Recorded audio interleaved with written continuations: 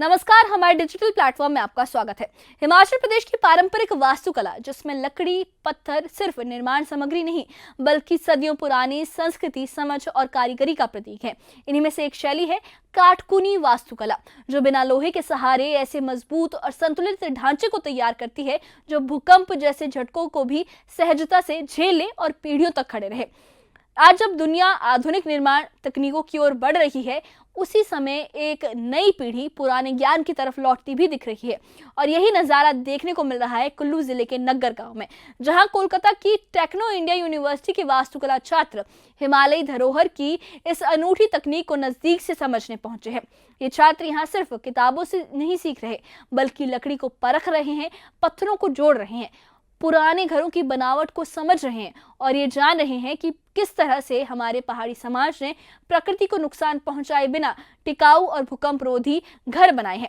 Explore Archie और Himalayan brothers trust द्वारा आयोजित इस 3 दिवसीय कार्यशाला में छात्रों को पारंपरिक कारीगरों के साथ काम करने और काटकुनी मॉडल बनाने, लकड़ी की नक्काशी समझने और नगर की ऐतिहासिक धरोहर का अध्ययन करने का मौका मिल रहा है। इन छात्रों के लिए ये एक तकनीक सीखने से कहीं ज्यादा स्थानीय संस्कृति, पर्यावरण और वास्तुकला की विरासत से जुड़ने का एक अनुभव है। और सवाल ये भी है कि क्या आने वाले वक्त में ये तकनीक मैदानी इलाकों में भी नई दिशा दे सकती है। इन्हीं पहलुओं को समझेंगे इस खास रिपोर्ट में। देखिए एक खास रिपोर्ट।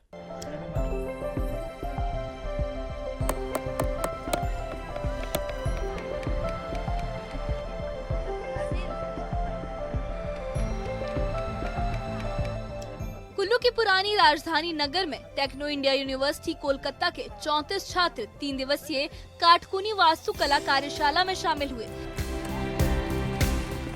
इस वर्कशॉप का उद्देश्य था हिमालयी पारंपरिक निर्माण तकनीक से व्यवहारिक रूप से रूबरू कराना। इसका आयोजन एक्सप्लोर आर्ची और हिमालयन ब्रदर्स ट्रस्ट के संयुक्त सहयोग से किया गया।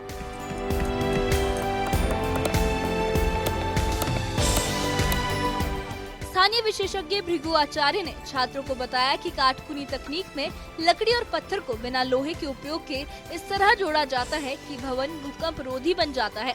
उन्होंने कहा कि युवा वास्तुविदों में इस पारंपरिक और सांस्कृतिक पहचान से जुड़ी शैली के प्रति जागरूकता और समझ बढ़ाना बेहद जरूरी है। यहाँ पे हिमालयन ब्रदर्स यहाँ पे एक वर्कशॉप कर रहे हैं काटकुनी के ऊपर, जो हिमाचल के खास आर्किटेक्चर स्टाइल है।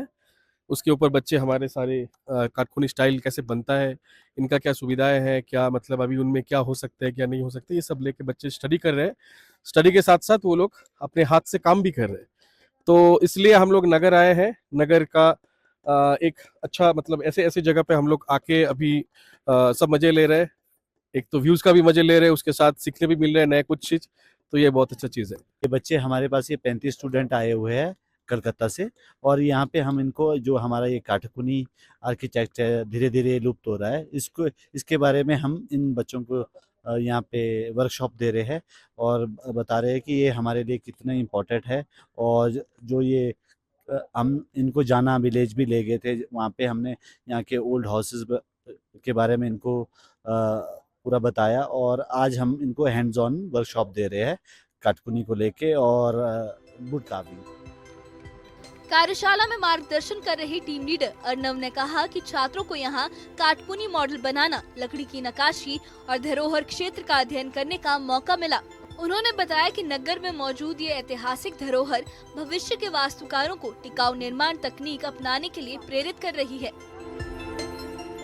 ये बहुत अच्छा एक्सपीरियंस रहा है। बच्चों के साथ हमने ये जगह पूरा घूमा है, यहाँ के हाउसेस, उनके लोगों से मिले हैं हम लोग, उनके हाउसेस को देखे हैं, कैसे ये लोग बिलीव करते हैं, क्या कैसे ये लोग अंदर जाते हैं कि इनका लो हाइट होता है, हमारे जैसे बड़े नहीं दरवाजे होते क्योंकि वो घर को मंदिर मानते हैं। फिर वो अंदर जाते हैं, कहाँ पे डेटी रखते हैं, कितनी छोटी सी जगह पे वो लोग खाना पकाना, रहना सब कर लेते हैं। ये यहाँ का मतलब यहाँ का जो लोकल आर्किटेक्चर है, कैसे लोग सामान मतलब काठ को लेके इतना कुछ कर रहे हैं, काटकुनी आर्किटेक्चर, यहाँ के लोकल मटेरियल्स को हम लोग ये लोग रिस्पेक्ट भी करते हैं, कि सारा कुछ हम लोग को देखने को सीखने को मिल रहा है। तो this is very very experience is very good, हम लोग को बहुत कुछ सीखने को मिल रहा है। टेक्नो इंडिया यूनिवर्सिटी के एचओडी रोजी सरकार का कहना है कि काटकुनी निर्माण सिर्फ पहाड़ी क्षेत्रों तक सीमित नहीं रहना चाहिए। इसकी मजबूती और खूबसूरती को देखते हुए इसे मैदानी राज्यों में भी अपनाया जा सकता है। उन्होंने कहा कि यहाँ सीखकर छात्र इस तकनीक को कोलकाता और अन्य शहरों में भी आगे बढ़ाएंगे। आर्किटेक्चर सीखने आए थे, बेसिकली ये काटकुनी आर्किटेक्चर के लिए। और यहाँ पर आके हमने ये कम्युनिटी यहाँ पे जो रहते हैं उनके घर जो पहले से बिल्ट है उसको देखा, वो कैसे रहते थे, क्या करते थे, वो सब ऑब्जर्व किया और वही अब हम फॉलो करके वही पैटर्न से we are trying to make models of काटकुनी आर्किटेक्चर्स जो हीट को बहुत अच्छे से इंसुलेट करते हैं। ये सिस्मिक वेव्स रुख से वो अर्थक्वेक्स रुख जब आता है। वहीं दार्जिलिंग से आए छात्र अरफराज अहमद ने बताया कि लोग अब ऐसे घरों को तरजीह दे रहे हैं जो प्राकृतिक आपदाओं का सामना कर सके। काटकुनी शैली इस जरूरत को पूरी करने में एक बेहतरीन विकल्प साबित होती है। न्यूज़ 18 JKLH के लिए मनाली से सचिन शर्मा की रिपोर्ट। तो कुल्लू के नगर में आयोजित ये कार्यशाला सिर्फ ज्ञान का आदान प्रदान का एक मंच नहीं है, बल्कि उस सोच का प्रतीक है जो विकास की दौड़ में स्थायी और पर्यावरण संगत तकनीकों को फिर से केंद्र में ला रही है। काटकुनी वास्तुकला जो है वो हिमाचल की पहचान है। सादगी में विज्ञान, स्थानीयता में मजबूती और परंपरा में टिकाऊपन लेकर चलने वाली एक कला है। जब युवा छात्र इस तकनीक को सीखकर अपने साथ ले जाते हैं तो ये सिर्फ एक कला का विस्तार नहीं बल्कि धरोहर के संरक्षण का आश्वासन भी है।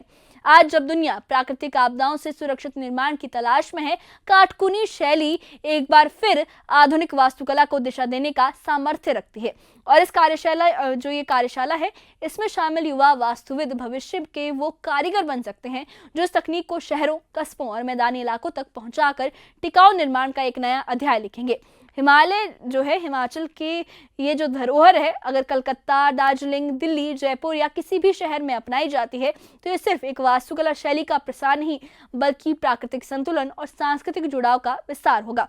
नगर में सीखने पहुंचे ये छात्र संभवतः आने वाले सालों में ऐसी बिल्डिंग्स के डिजाइन करेंगे जो मजबूत भी हो, सुंदर भी हो और प्रकृति के अनुकूल भी हो। इसी उम्मीद के साथ ये परंपरा जीवित रहे, बढ़ती रहे और नई पीढ़ी को प्रेरित करती रहे।